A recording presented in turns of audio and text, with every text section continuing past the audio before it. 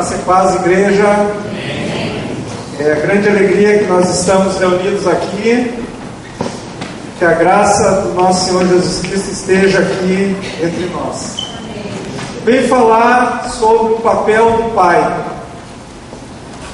Mês que vem é o Dia dos Pais, né? Tem a festividade do Dia dos Pais. E a gente tem essa noção do que Deus é Pai. O próprio Orlando aqui falou, Deus é o nosso Pai. Jesus ensinou, né? O próprio Pai Nosso, Pai Nosso que estais nos céus. Inclusive eu acho que é uma das maiores revelações, talvez uma quebra de tabu que Jesus trouxe. O Novo Testamento dá muita ênfase nesse Deus que é um Pai.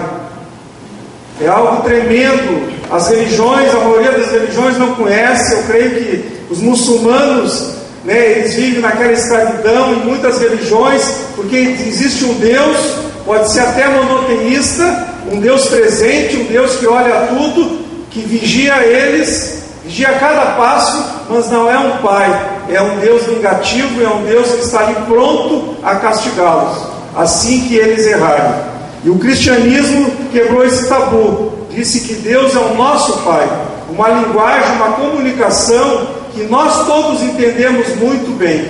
Todos nós vivemos, ou pelo menos temos um pai, ou tivemos um pai.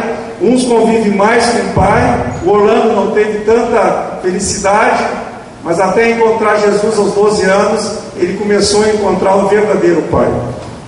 Então, no mundo de hoje, vive uma grande crise, e a origem tem muitas causas. A maior delas, a gente como cristão já identificou.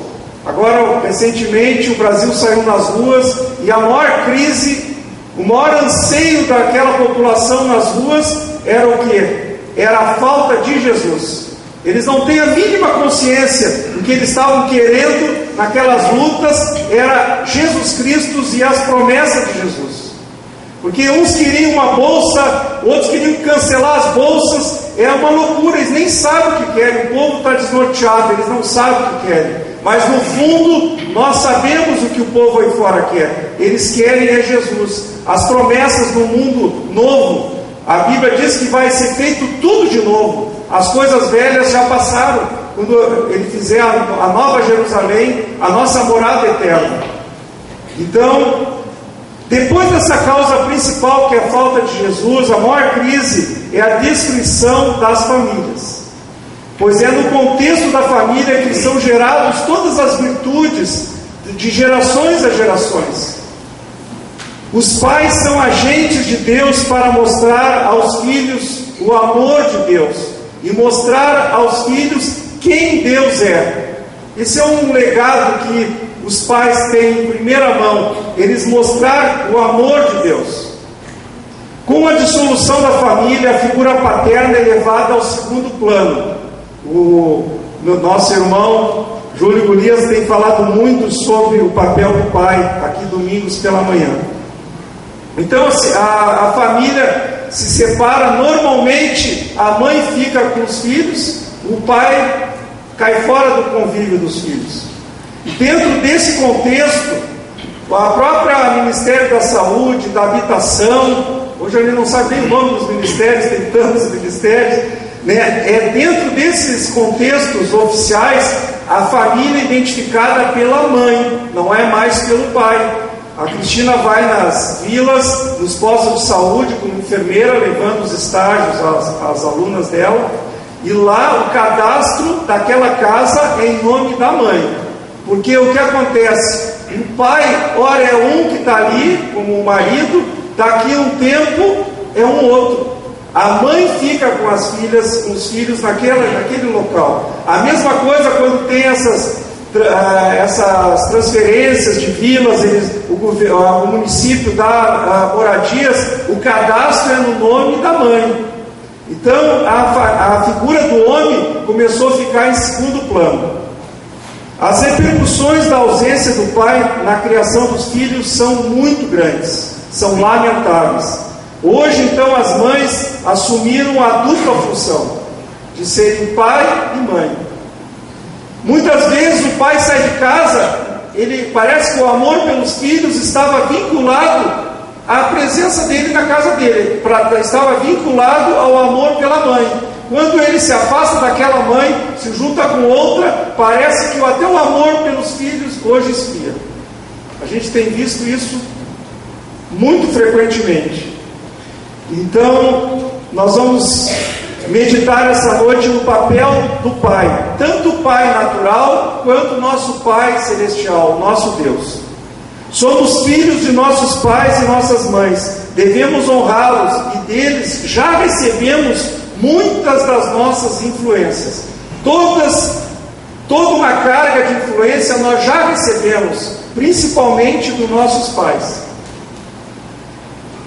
Então, o papel do pai, primeiro, é afirmar a identidade do filho.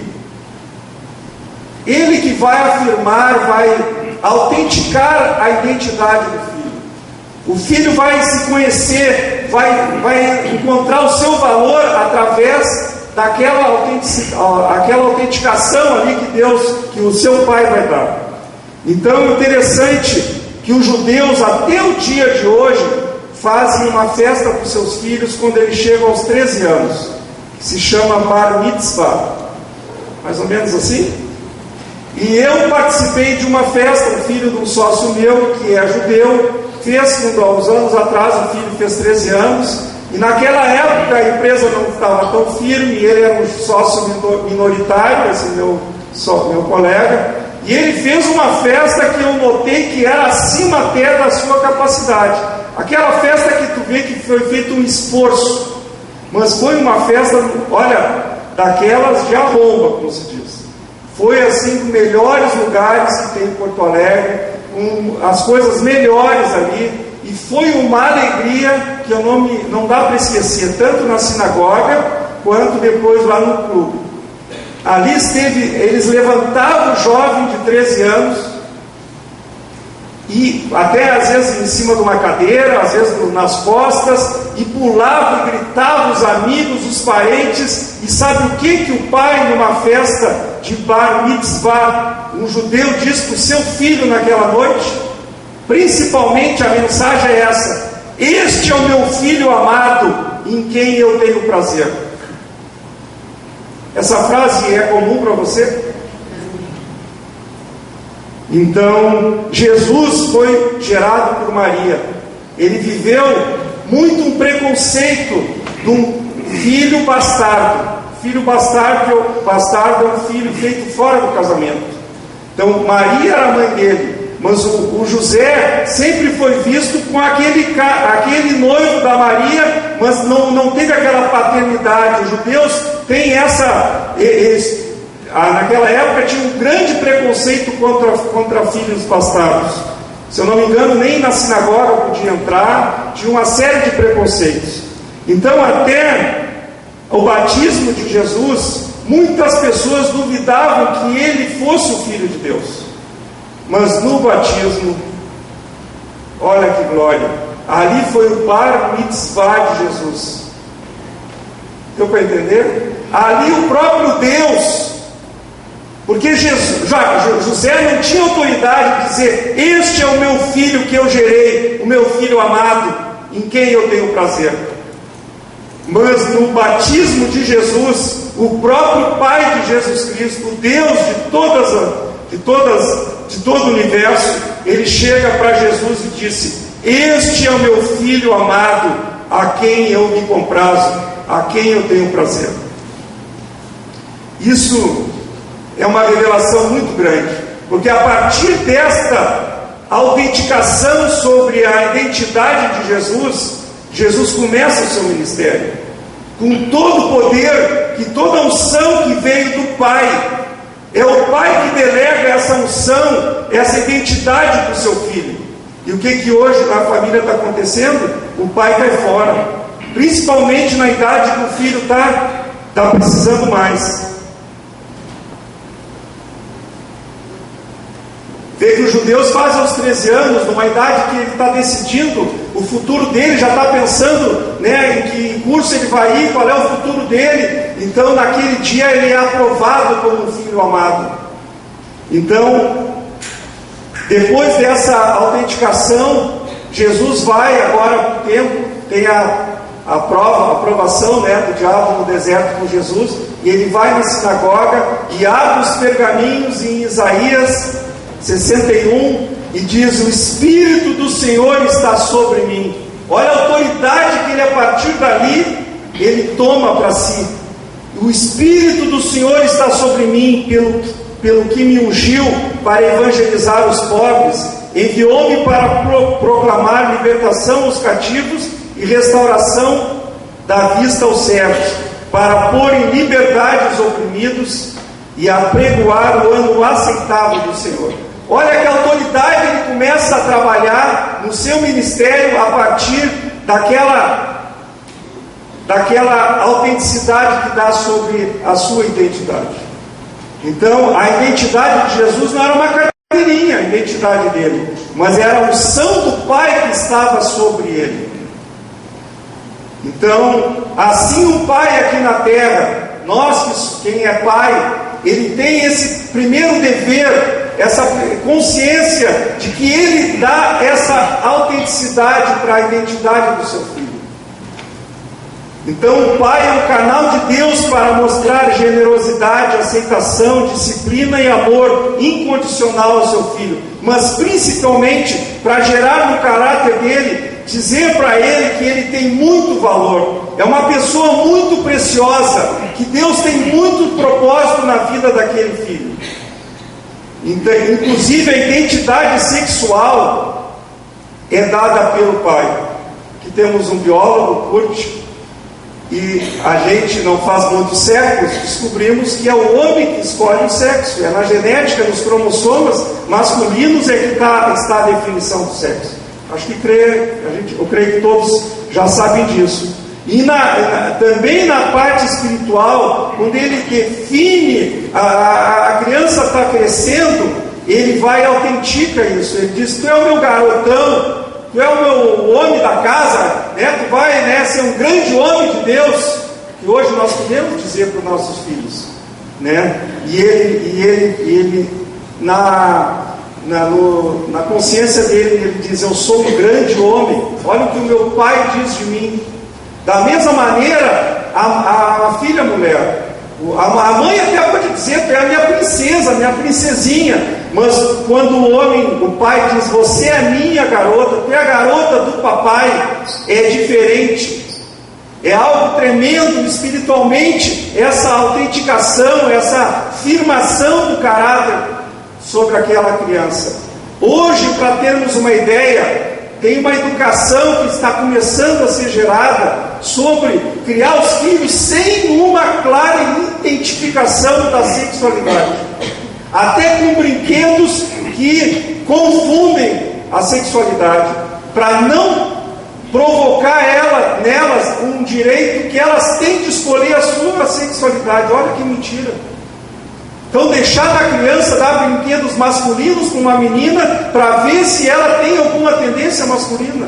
Olha o caos que está se chegando. O papel do pai, que era autenticar até a identidade sexual dos filhos, hoje ele está caindo fora até nisso. Na Europa já tem caixas de brinquedo, tipo um ferro de passar, uma boneca, que não tem uma menina ali naquela foto. Já tem um menino naquela foto. Então é inimaginável ver o que hoje a família está sendo destruída, e principalmente essa afirmação sobre o valor das nossas crianças, dos nossos filhos.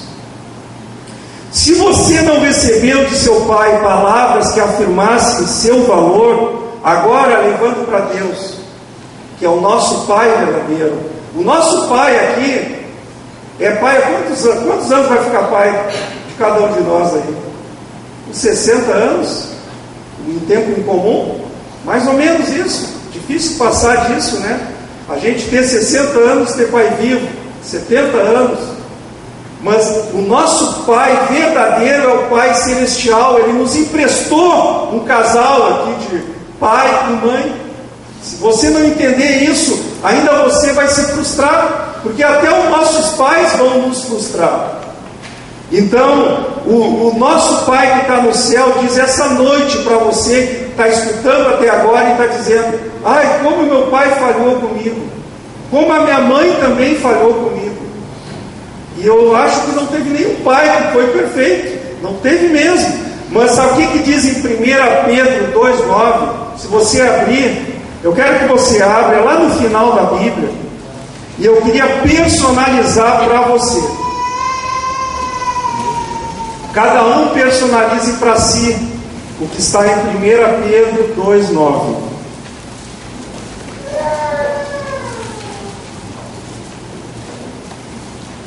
Olha a identidade que Deus nos dá, olha o valor que Deus nos dá. Diz 1 Pedro 2,9. Eu vou ler o que está na Bíblia. Vós, porém, sois raça eleita, sacerdócio real, nação santa, povo de propriedade exclusiva de Deus, a fim de proclamardes as virtudes daquele que vos chamou das trevas para a sua maravilhosa luz. Que maravilha, né? Olha de que maneira Ele nos vê, de que maneira Deus te vê. Se a gente personalizar, diz assim: eu sou uma pessoa eleita, eu sou um sacerdote real, eu sou uma pessoa santa, eu sou de propriedade exclusiva de Deus. Você está personalizando para você? Você é de propriedade exclusiva de Deus, a fim de proclamar as virtudes de Deus, né, que nos chamou das trevas para a sua luz. É isso que você é. Se o seu pai nunca te falou o teu valor, esta noite Deus está falando no teu coração aqui. E são palavras verdadeiras, não são palavras que vêm de uma igreja, de uma filosofia, vêm do próprio Deus. Ele te escolheu. A Bíblia é cheia, nós podíamos ficar só nesse assunto da identidade várias noites aqui. Que Ele nos escolheu lá no ventre da nossa mãe. Ele tinha um grande propósito. E em Efésios 2,6, ele diz que nos fez assentar nos lugares celestiais em Cristo Jesus. Olha, nos pega das trevas, nos leva para a sua maravilhosa luz e ainda nos faz assentar num lugar de honra, num lugar de autoridade, que é nos lugares celestiais em Cristo Jesus. Então olha o valor que Deus dá para cada um de nós. Eu estou falando para aqueles que entregaram a sua vida a Jesus, que se renderam aos pés da cruz, que realmente se renderam totalmente a sua vida a Ele, e Jesus Cristo agora é o Senhor da sua vida. A Bíblia fala que nasceu de novo, que tem essa chama no coração, que não consegue nem imaginar viver sem esse Deus. Essas pessoas Deus levanta e diz: agora você não é qualquer um, você está assentado num lugar especial, num lugar de autoridade, você comanda até, no nome de Jesus, até as trevas. As trevas, quando se aproximar, você não precisa sair correndo, chamar os bombeiros. Você, em nome de Jesus, você agora está num lugar de autoridade. Amém? Amém? Então, é esse o valor que Deus dá para nós. Às vezes, os pais foram levantados aqui na terra para dizer: você tem muito valor, meu filho. Mas se houve essa falha em casa, agora, eu tive conversando com duas moças essa semana, e ela falando das coisas que Deus gosta, de como é que funciona a honra dos pais. E aí uma delas perguntou: mas e agora? Com tanta coisa que eu fiz errado, como é que fica a partir de... Como é que eu conserto isso? Esse Deus é maravilhoso. Quando a gente se entrega para Ele, Ele não quer nem ouvir o nosso passado. Ele se nega até de se lembrar do nosso passado. Tem saída para cada erro nosso do passado, do presente e do futuro. Se você é realmente de Jesus, se essa chama arde dentro de você, se você está apaixonado por Jesus mais do que apaixonado por tudo nessa vida. Então, O que você quer mais do que isso? Quem que precisa mais do que isso? Quando quem delega essa sua autenticidade, essa sua identidade, é o próprio Deus. Enquanto o diabo diz que você não vale nada, que você já errou muito na vida, não tem mais conserto, Deus diz: Deus te dá muito valor. Deus diz que você tem muito valor. Deus diz que te ama de tal maneira que deu seu Filho único para morrer por você, para que você não pereça, mas tenha vida eterna. É para esse Deus que eu agora quero devotar minha vida. Não é para qualquer Deus, porque todos os deuses falsos que a gente antes seguia, não preenchia, nós não sentimos esse amor, nós não tínhamos esse valor para esse Deus, que Ele entregou o seu próprio Filho para morrer por mim. Quando eu olho isso, é um constrangimento, irmãos. Eu preparando essa mensagem, eu falava com a Gabriela, às vezes no Face, mandava umas mensagens que ela estava no final de semana precisando de ajuda, e eu falava até para ela: estou chorando aqui, porque quando tu vê o amor de Deus tamanho por mim, eu sei me olhar no espelho, eu sei o valor que eu até me envergonhava de mim, e eu vejo agora esse Deus me amando dessa maneira. Não tem como tu não chorar, não tem como não quebrantar o coração. Se você não teve essa experiência, peça para Deus essa experiência de você ser confrontado consigo mesmo, e agora veja o que Deus, como Deus viveu. É algo tremendo você sentir o amor de Deus. E lá em Salmos 27:10 diz assim: porque se meu pai e minha mãe me desampararem, o Senhor me acolherá. Se o meu pai e minha mãe me desampararem, mas tem uma promessa aqui: esse Deus não vai me desamparar, Ele vai me acolher, Ele vai me compreender aquele meu estado. Então Deus te acolhe essa noite, irmão. Essa noite, irmã, se a tua coração está ferido, se a tua alma está ferida, se os teus pais, inclusive, foram os que mais te feriram, Deus diz: eu te acolho essa noite, eu te compreendo o teu sofrimento. Ele é participante do sofrimento, Ele veio aqui até a terra, Ele sofreu também, então Ele é digno de nos entender. Ele conhece o que é uma traição. Então o pai também é um referencial. Um pai serve de uma referência. Toda pessoa precisa de uma referência. Se os pais não fazem isso, um traficante vai dizer amanhã ou depois: ó, cara, você é demais, você é um guerreiro, vem cá, vou te ajudar. Por quê? Porque o jovem está ali querendo uma afirmação de valor. Se não tem aquela afirmação dentro de casa, lá fora o diabo vai afirmar ele um valor errado, mas vai afirmar. E ele, como precisa daquela afirmação na sua identidade, precisa que alguém afirme seu valor, aí que vem o problema. Muitas crianças colocam fotos na parede de cantores, jogadores, seus ídolos, porque eles buscam um herói, buscam um referencial. E aí é o papel do pai. E o maior papel do pai ainda é mostrar que Deus é a referência absoluta, perfeita. O papel do pai é mostrar que esse Deus é o padrão principal para a vida do filho.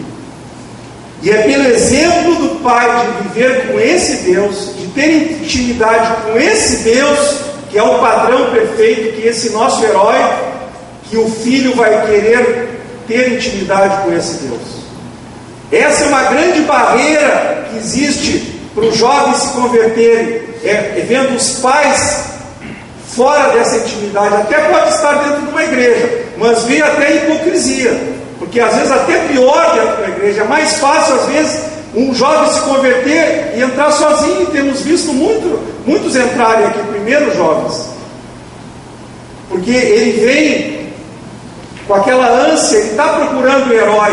Agora, se ele sabe que alguém está agindo com hipocrisia dentro de casa, eu acho que é o pior dos exemplos.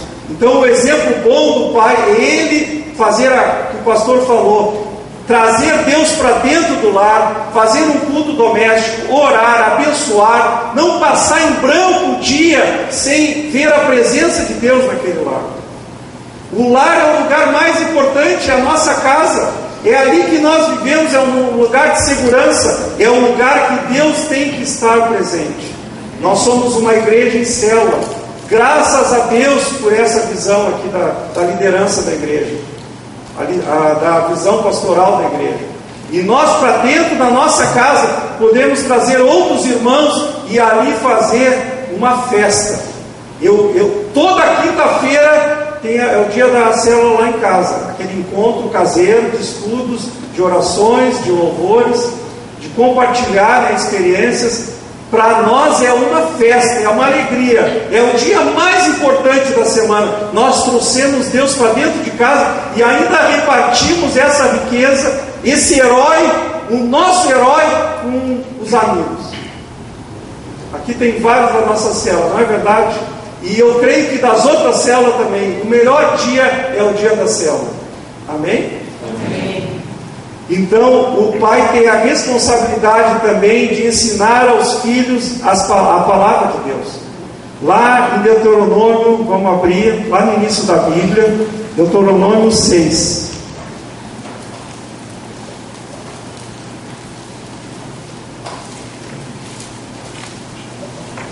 Pessoas que viveram numa família que só tem brigas, palavras duras, críticas, condenações, palavras de desonra, têm mais dificuldade de orar para Deus. Não é impossível encontrar Deus vindo do ambiente assim, mas dificulta. Muitas pessoas têm muita dificuldade de se entregar totalmente a Deus por esse passado, mas Deus é um Deus de futuro, Deus que muda o nosso futuro. Amém? Pessoas super maltratadas, pessoas escravizadas, pessoas abusadas, são restauradas pelo amor de Deus. O amor de Deus que nos constrange, restaura esse passado. Em Deuteronômio 6, essas palavras que hoje te ordeno estarão no teu coração. Tu as inculcarás a teus filhos, e delas falarás assentado em tua casa, e andando pelo caminho, e ao deitar-te e ao levantar-te. Então, é uma missão do pai ensinar a palavra de Deus, ensinar os princípios de Deus para os seus filhos. Crianças criadas assim, filhos criados assim, estão livres de tantas coisas perversas aí, tantos heróis falsos aí da rua. O pai então vai comunicar a direção na vida de um filho, deixar um legado de vida e um grande exemplo. Definir limites, disciplina, valores morais, que vai capacitar a fazer escolhas certas, sendo que a disciplina, na linguagem bíblica mesmo, tem um sentido menos de correção e punição, mais de treinamento. A disciplina é treinar a pessoa para depois viver as dificuldades da vida, saber fazer as escolhas que a vida vai colocar, que Deus mesmo vai colocar na frente, fazer as escolhas para acertar naquelas escolhas. Então a disciplina tem esse papel importante. A coisa pior que pode ter para um filho, que na hora ele pode até achar que é uma grande coisa, é o pai que não sabe disciplinar. Eu tenho amigos que não sabem disciplinar, criaram os filhos sem disciplina. E eu já antevia coisas muito graves, e hoje estão acontecendo. É algo tremendo quando o pai não impõe limites. É algo tremendo porque comunica inclusive falta de amor. Naquela hora, o filho dá graças a Deus que ele chegou a hora que ele quis depois da festa. Mas lá no fundo diz: o meu pai não se importa comigo. Esta é a mensagem pior que um pai pode passar para o filho: não se importar com o filho. E quem não sabe disciplinar, quem não sabe ensinar o filho, esse está passando no final esta mensagem. As crianças começam a vida achando tudo belo, as cores são belas. Estou vendo o meu neto, 2 anos, o André, 2 anos e meio, né, crescendo. Tudo, ele já está falando até bastante coisa, mas ele não sabe expressar, né, toda a felicidade dele. Mas tu enxerga a felicidade, tu sente a felicidade dele. Tudo é belo para uma criança. Ele vai crescendo, parece que eu estou vendo daqui uns anos, tudo é belo, as árvores, tudo é uma descoberta, o som dos animais, tudo ele começa a imitar agora. E às vezes a maior decepção de uma criança vem dos seus próprios pais. Então essa é a importância. Tem muitos jovens aqui que ainda vão fazer muitos filhos aqui. É uma igreja que está muito... casamenteiro. Está germinando muitos filhos, né? Muito fértil, essa é a palavra. É uma igreja muito fértil, muitos jovens, muitos casamentos ainda vão ter, muitos filhos. E olha toda essa beleza de criar um filho quando se conhece a Deus. Então, é a maior dor que alguém pode ficar marcado, é a dor dos próprios pais. Mas, por isso Deus disse em Salmo 68:5: eu sou pai dos órfãos. Eu sou pai dos órfãos. Você sabia que tem muitos filhos que são órfãos de pais vivos? Porque eles não tiveram esse amor que os pais tinham que dar, não tiveram essa sabedoria, não tiveram essa afirmação na sua identidade que os pais tinham que dar. Só que Deus está ali dizendo: eu sou o pai dos órfãos. Ele é o pai. Se você está hoje até talvez se entristecendo com essa mensagem, Deus está querendo te alegrar com essa mensagem, dizendo: Ele é o pai dos órfãos. Se você se sente até um órfão, ou se você é um órfão mesmo, nunca, né, se comunicou com seus pais, você, né, não teve esse privilégio, em Salmo 68:5 diz: Deus que fala: eu sou o pai dos órfãos. Pois tem muitos órfãos, né, que precisam saber disso, que ele é um filho especial de Deus. Você é um filho especial de Deus. Nós todos somos especiais de Deus. Você é um príncipe, você é uma princesa. Amém? Amém. Então, se o teu pai não foi um bom exemplo, perdoe ele agora. É uma noite para a restauração da paternidade. Perdoe esse pai agora. Provavelmente ele também não foi criado, né, ele não foi criado com um bom referencial. Provavelmente ele não conhecia Deus. Ele não sabia o valor que ele mesmo tinha. A identidade dele nunca foi afirmada, talvez, pelo pai dele. E nós queremos agora colocar toda a carga de culpa no nosso pai aqui, super limitado. Então Deus diz: eu cuido de você, eu sou o teu pai. Confie nesse pai. Este pai é um pai fiel. Esse eu garanto que é fiel. A Bíblia garante que ele é fiel. A família é o melhor abrigo que Deus podia criar. É uma criação de Deus, foi a primeira instituição de Deus, e é ali que a gente se sente seguro, né? É na família. Então, muitos sofrem consequências de terem vivido em famílias divididas. Hoje, pelo divórcio, a guarda, como eu falei, muito era da mãe. Hoje até tem muitos pais com a guarda. Às vezes, pela parte financeira, os filhos correm para o pai, porque às vezes tem mais dinheiro. É muito comum hoje. E até tem muita, então, mulher hoje, separada, assim, divorciada, que é solitária. Mas lá em Salmo 68:6, antes era 68:5, que dizia que ele era o pai dos órfãos, e 68:6 diz que Deus faz o solitário morar em família. Deus faz o solitário morar em família. Aí eu estive pensando, associando com a nossa, né, visão de igreja, dentro da célula, aquela comunhão, né, 10, 12, 15, 18 pessoas, é o melhor lugar para a gente se sentir guardado por uma família. Ali todo mundo sabe o nosso nome, a data do nosso aniversário, pastor. A gente está numa campanha de anotar a data para não falhar, porque numa família, o pastor Felipe trouxe isso, numa família a gente sabe a data de nascimento de todo mundo, não é verdade? E nós como igreja, talvez no todo não conseguimos e falhamos, e se você fez aniversário ontem e eu não mandei nenhuma mensagem, me perdoe, mas dentro da célula, esse ambiente menor, nós podemos ter essa comunhão. Então, a melhor expressão de acolhimento é a participação. Participe de um grupo célula. Você vai experimentar essa família, né? A gente, quando faz um retiro, é um grande grupo célula ali, né? A gente fica de manhã, de tarde, de noite. Como é gostoso estar numa família. E Deus, né, faz o solitário morar em família. E a igreja é a grande família de Deus. Amém? Amém.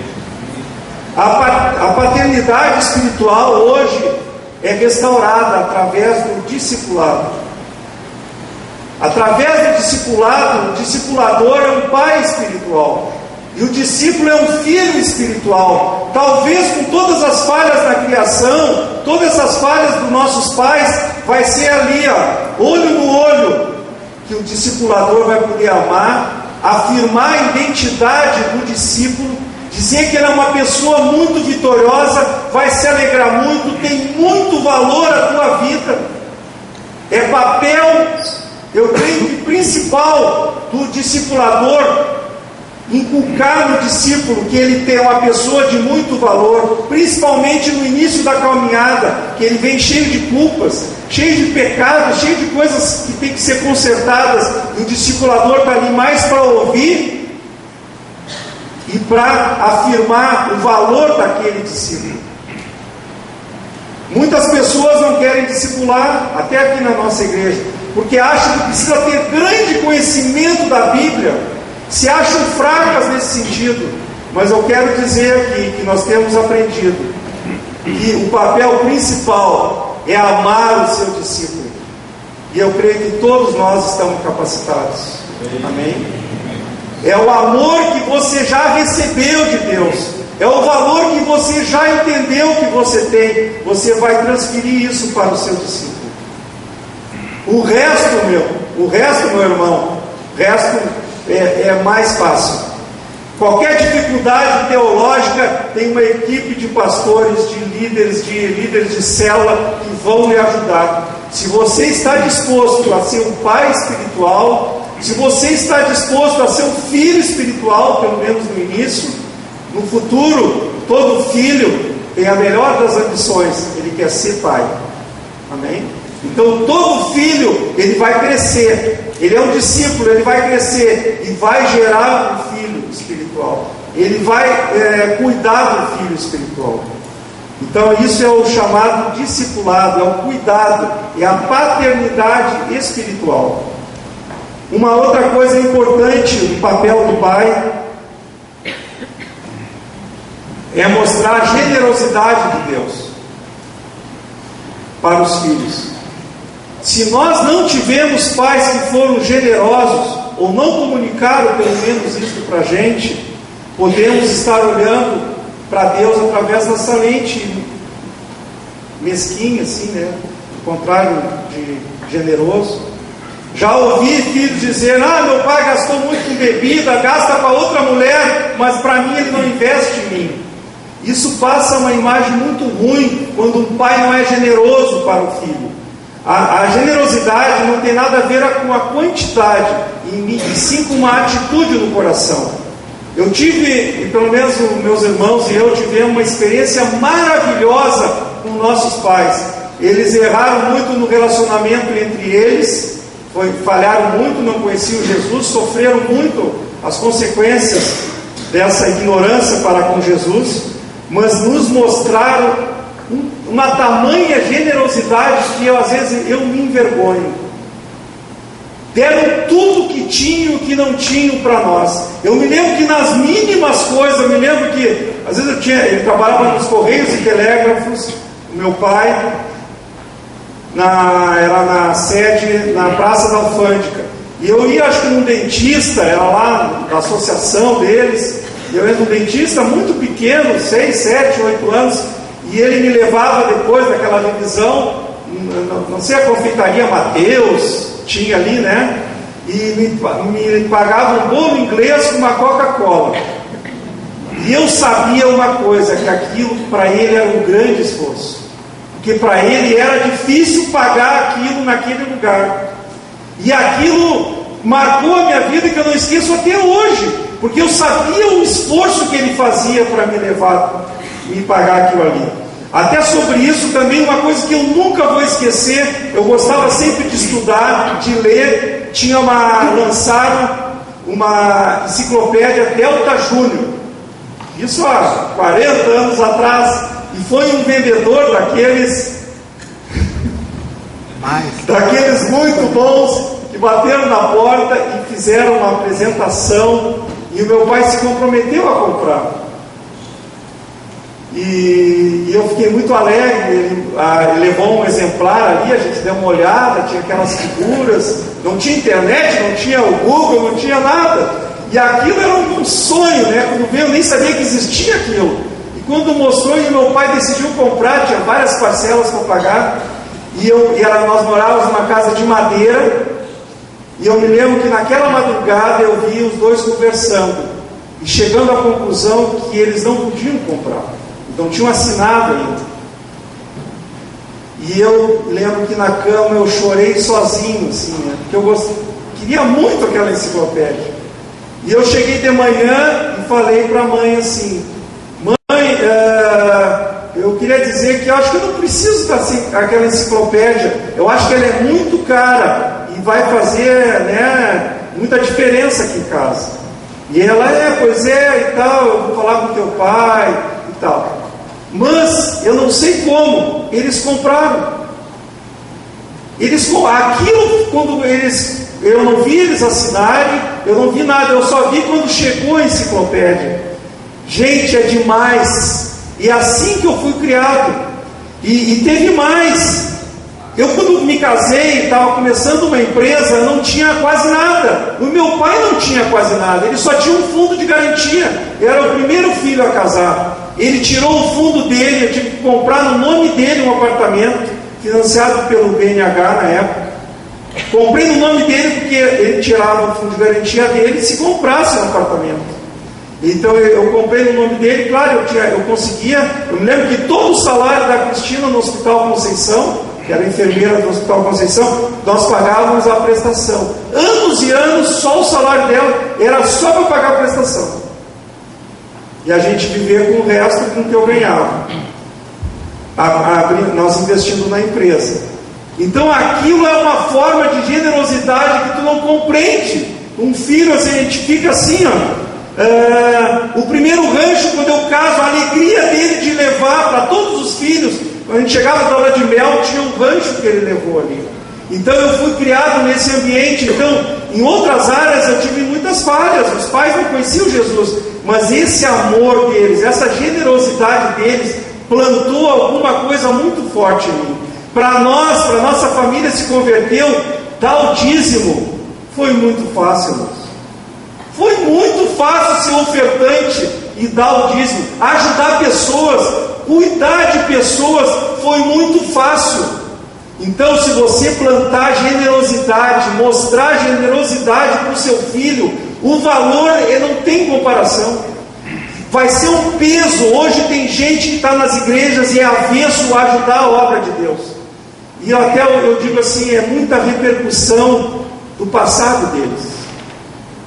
Eu acho que dá alguma mesquinhez dentro de casa, dá algumas restrições dentro de casa, daquela má formação nesta área da generosidade que eles não viam, e eles hoje não podem dar o que não tiveram. Então eles têm que se libertar nesta área também.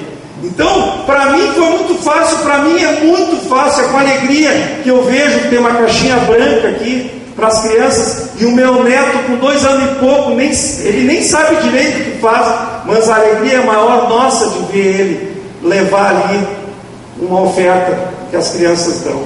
E ele é dizimista desde o primeiro mês que nasceu. Simbolicamente, nós pegamos o envelope e o André, para ele poder dizer: eu fui ensinado a ser generoso. Eu creio que você pode fazer isso com o seu filho, ensinar ele a ser generoso. Como é que se ensina? Sendo generoso. Ele vai ver automaticamente como que se faz para ser generoso. Como é bom ser generoso com as outras pessoas.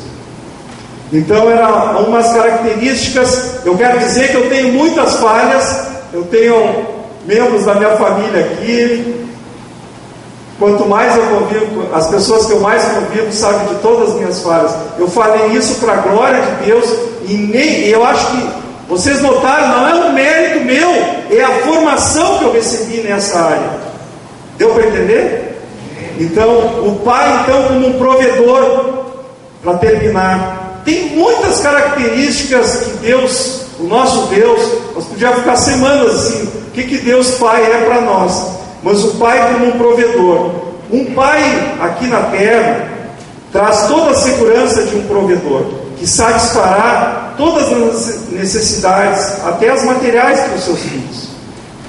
Hoje, nessa figura de pai, evidentemente, tem muitas mães. Filhos que tiveram más experiências nesta área de suprimento de necessidades, têm dificuldade de confiar na capacidade de Deus de suprir as necessidades. Eles estão desconfiados sempre, porque eles levaram aquilo na sua formação. Em Romanos 8,15, diz que a gente é herdeiro de Deus, co-herdeiros de Cristo. Tem uma avalanche de coisas boas para nós que somos de Deus. Mesmo que você não creia ainda, Deus está dizendo: eu tenho muito para você. Eu que não poupei o meu próprio filho, eu não te daria todas as coisas? Você já pensou isso? Que Deus não poupou de entregar o próprio filho. Ele vai deixar as outras coisas que nós estamos precisando, que Ele sabe que nós estamos precisando. Você acha que Ele vai reter? Então, nós temos que saber confiar. Não importa se o teu pai não for generoso, você, a partir de agora, até como exemplo, você vai ser generoso. Não importa que teu pai não foi um bom provedor, confie que Deus é um provedor. É uma atitude nova de um cristão. Um cristão é alguém que diz: eu sou uma nova criatura. Isso tem que valer. Não é só uma coisa que está na Bíblia. Eu tenho que, se está na Bíblia e eu não me aposto, se eu não acredito, o valor é bom por os outros. Para mim, até que eu passe a acreditar, na Bíblia está dito: Jesus é o Senhor. Enquanto você não acreditar, enquanto os aí de fora não acreditarem, e para eles o valor não serviu para nada ainda, né? Então, isso que eu quero dizer: você é uma nova criatura, tudo já foi feito, tudo está entregue. Deus quer nos satisfazer em todas as áreas das nossas vidas. Agora, nós temos que crer. O próprio filho pródigo teve na sua volta para casa, interessante, ele se arrepende, ele volta para casa, o primeiro pensamento: eu quero ser um funcionário do meu pai. Ele trata tão bem os funcionários, né? E às vezes a gente é cristão e acha que Deus ainda é um patrão, e nós não somos filhos do rei, nós somos ainda escravos do rei. Então ainda carregamos muita culpa, muito peso e um jugo pesado. Deus quer nos livrar de toda essa carga, que a gente confie que Ele seja o nosso Pai. Ele não é mais aquele patrão, aquele que vigia. Isso aí é lá fora. Os falsos deuses são assim. O nosso Deus, Ele disse: hoje não há nenhuma condenação para os que estão em Cristo Jesus. Romanos 8:1, não há nenhuma condenação, nenhuma culpa. Esse é o papel do Pai. O nosso como Pai aqui na terra, nós aceitamos o nosso filho como ele é. Ele é nosso filho. Deus nos adotou como um filho. Se você é filho de Deus, se você não é filho de Deus, aí é outra pregação. Agora, se você é filho de Deus, não há nenhuma condenação para você. Amém?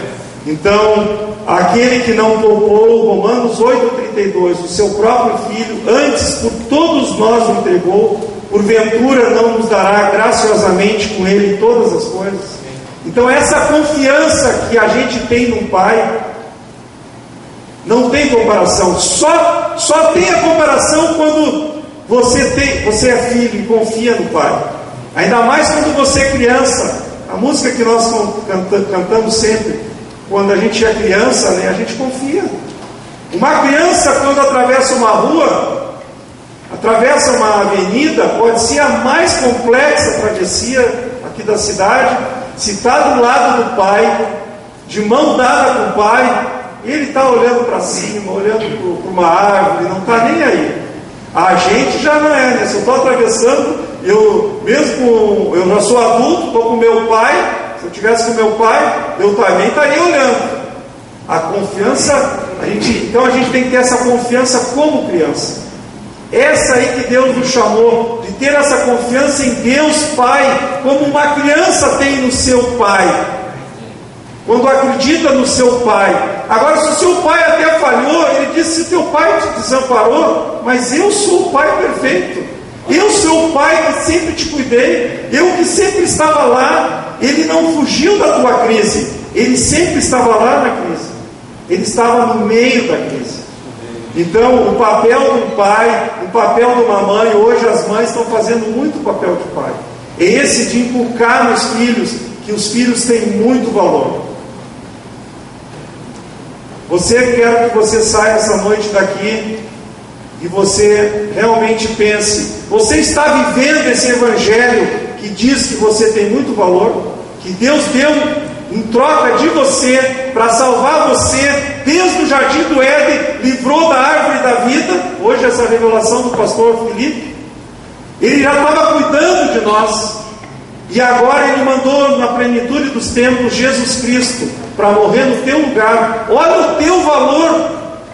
Então muita gente está escravizada e está triste, a vida não olha as promessas de Deus, porque está vendo os seus problemas. Se olhar os seus problemas e não acha que tem valor, por que Deus está me fazendo sofrer tanto? Por que eu tenho que passar por tudo isso? Ele está vendo uma ótica ainda pequena, porque ele não está enxergando as promessas todas de Deus. Eu vejo, para finalizar, às vezes a maior crise que uma pessoa tem na conversão é não enxergar ainda que toda aquela dificuldade que trouxe ela para a conversão, aquilo ali foi a maior bênção. Porque se não fosse aquela dificuldade, ela estaria lá nas trevas e não estaria na maravilhosa luz. Vocês já passaram por isso? De estar vendo a pessoa agora que ela está na luz e ela está valorizando lá as coisas do passado da treva e aquilo parece um estorvo na vida dela. Mas agora, aquilo que te levou a Jesus, quem sabe agora tu valoriza.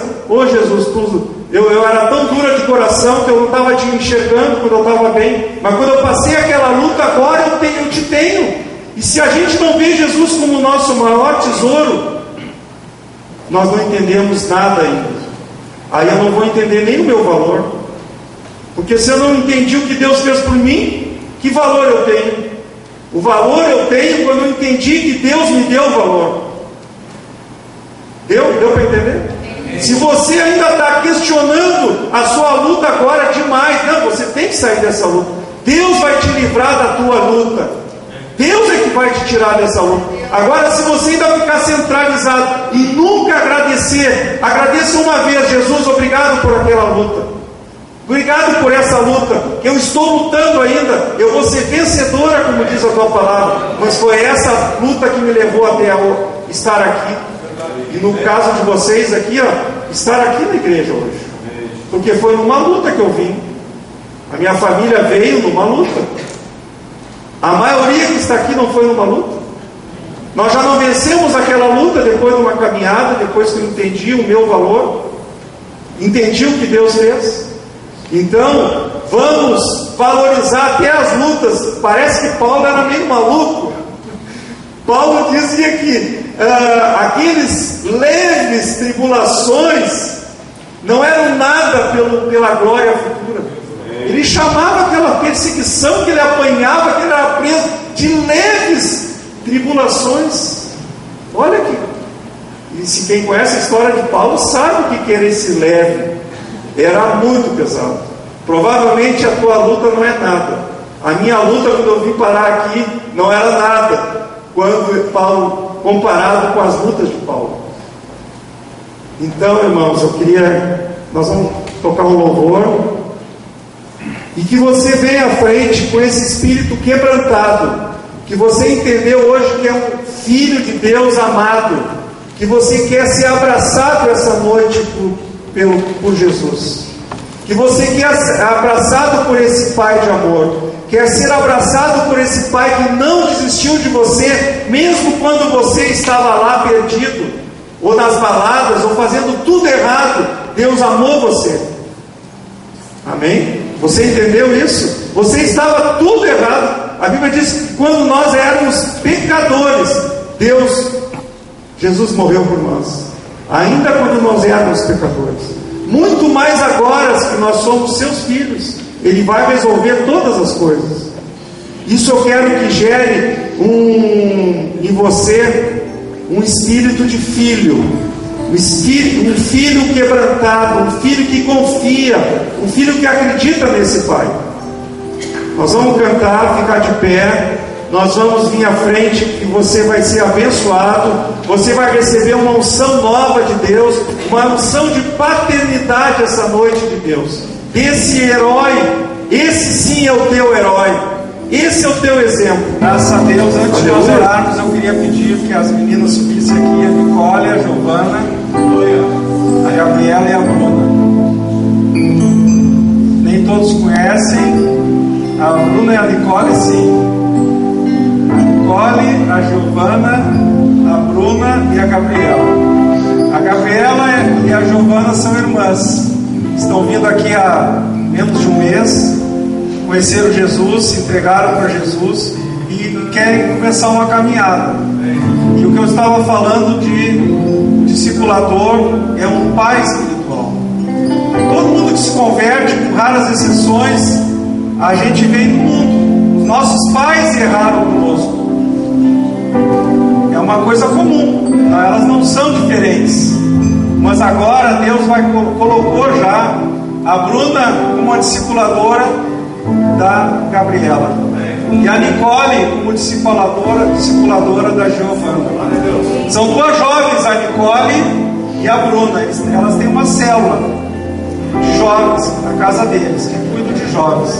E agora elas se comprometeram, né, Nicole, a cuidar, a amar, a ensinar, a mostrar o valor que a Giovana tem. Ela vai identificar o valor que ela tem através da vida da Nicole. Da mesma forma, a Bruna se compromete a caminhar com a Gabriela. É isso aí que é o coração de Deus. Ele se agrada. O propósito de Deus é ter os pais que cuidem de nós. E agora aqui na igreja, é uma igreja que tem discipulado. Nós temos a célula e tem esse comprometimento de amar até o fundo as pessoas, se comprometer com as pessoas. E tem muitas pessoas que podem fazer isso. Acho que é difícil, mas eu digo aqui, a Nicole para mim é um grande exemplo, a Bruna é um grande exemplo. Ela foi discipulada, está sendo ainda discipulada, né? As duas, e ela já estão, vocês duas novas já são terceira geração. Elas já estão gerando vidas. Então o filho é feito para ser pai no futuro. Deus quer levantar aqui muitos pais espirituais. Amém, irmãos? Que você não se acovarde ouvindo mentiras. Eu não posso, eu não tenho valor, eu não sei aconselhar. Que experiência que idade tu tem, Nicole?